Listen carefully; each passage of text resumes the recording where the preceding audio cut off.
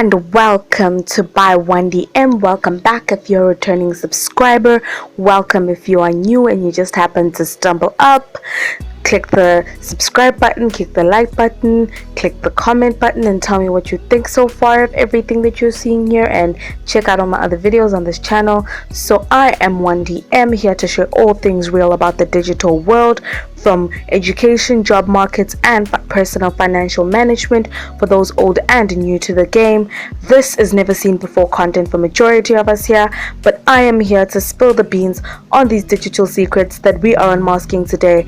Now, without wasting any more time, please grab a book, a pen, a paper, take extra notes of this, because we are about to build good credit. Because healthy credit is what could separate you from getting a home loan or a bond for a 4-room house versus your $1 million house of your dreams. Now, without any further ado, let's get into it. So what is credit and how does it help? Okay, so in essence, credit is a contractual agreement between a borrower and a lender. The borrower promises to pay back the lender in maybe a certain amount of time. They agree upon a date. This usually happens every month. And with what I've learned so far with regards to getting with like your credit score and everything in relation to your credit score, is that you need to be extra on time and you need to be extra careful with how you're spending the money that you're using for credit. One, they will check what you're using it for, and two, they will check how you're paying it back. So for instance, with good credit, you pay back every single month, preferably before the due date of the amount, and you always spend at least 70%. You leave at least 20% of what you are given on your credit limit. Never reach your credit limit or max out your credit limit completely. Do not do that. That falls bad. That looks bad on your credit record. And then credit is also like a financial power for you, because it allows you to do so many things, like to be able to start and get a loan to do everything from getting your own house or starting a property business through your own credit score without even needing a business account, anything of that sort. Guys, good credit gets you good quality loans, gets you to choose. At times, some banks will allow you to choose the percentage with which you pay back in interest, or they give you percentage ranges that you can get that are better than what other people who pay late do. So guys, that is in a sense what credit is. Now we are going on to method 1 of how you can have healthy credit. So when you can apply for a credit card or a loan, guys, I don't advise the loan thing. Do not apply for personal loans. They are detrimental to your credit score. It doesn't matter how well you pay them back, but just avoid personal loans as much as possible. So here's what you do. You have 3 options. You can get a credit card from your bank. If they see that your current checking and savings accounts, you have monthly money coming in, whatever other installments you have, you pay them on time, they will allow you to have a credit card. Now, with this particular credit card, it has a particular amount in it. This is not a secure credit card, meaning that there's no money that you've paid up front, or there's no way of, they can seize your assets if you don't pay. So you need to be able to pay for this, or they can completely cut you off. They can report you to the credit bureau, whichever they choose with these types of credit with method 1. So, and then the second type of way you can get credit is through retail cards, and this is majority of what I think most young people under the age of 21 should be doing. Maybe you go to Mr. Price, you take some earrings, you take some very small items, just small items. Don't go spending 1,000 rand, 3,000 rand. No, very small items, and pay them back well in advance. So if you take maybe shoes like on the 5th, pay them back on the 15th. Or if you take earrings on the 3rd, pay them back on the 7th. Like, be quick about your payments to retail stores.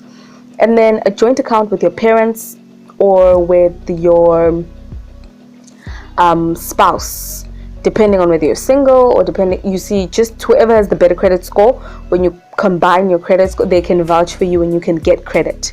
That is another way. And guys, most importantly, maintain healthy credit between either secure or non-secure. So here you're gonna have to read a bit more because it goes into a bit more detail. Method 2 is for those people who don't even have an account as a store or nothing of that sort. So what you can do here is go and get a secure credit line. This is what I did because, guys, I am afraid of debt. I am afraid of debt. I will not lie. I am afraid of debt. I don't know how many times, like my whole family, nobody here has a credit card. Like my gran shut her credit cards down.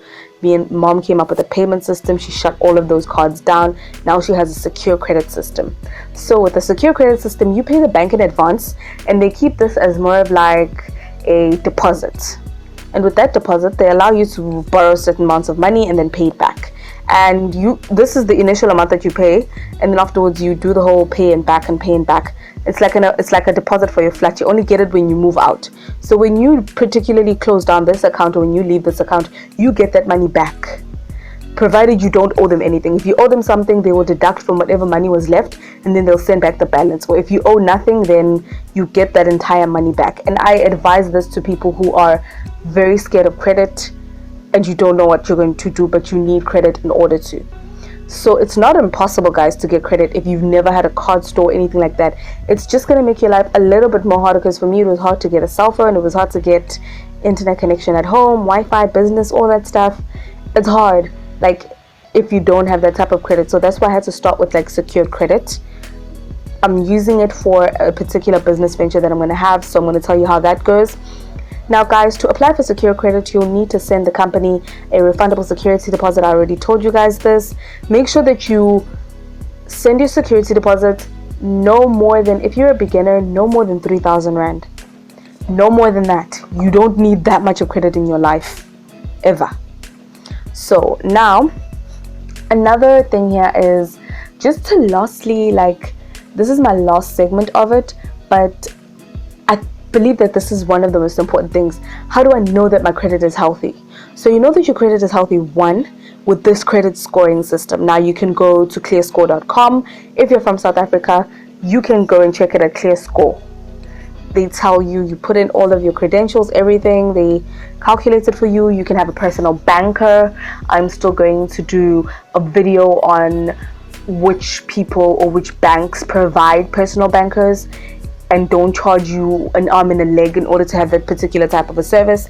But they also help you to navigate your credit and keep your credit healthy so that you're able to get things like home loans. You're able to get things like, guys, I'm going to tell you this right now.